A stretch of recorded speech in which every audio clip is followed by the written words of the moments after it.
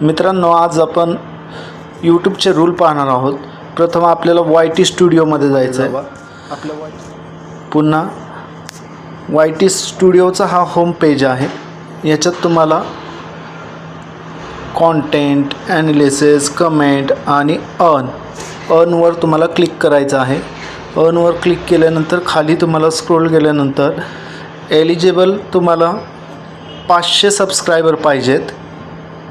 3 video 90 दिवसाच्या आतमध्ये पाहिजेत आणि public watch hours last 365 days हा 3000 तास पाहिजे.